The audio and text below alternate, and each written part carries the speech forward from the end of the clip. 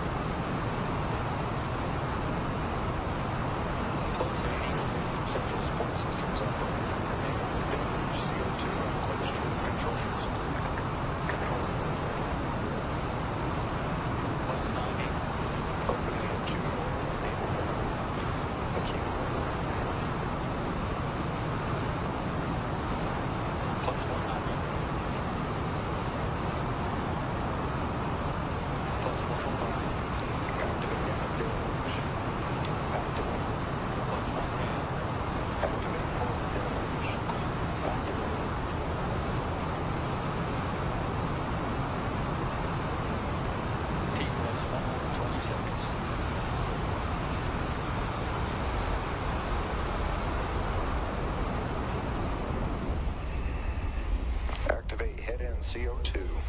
And the full 2-minute SLS booster test has concluded. Alicia, can you tell us a little bit about what's happening right now? I believe the quench arm should be coming in.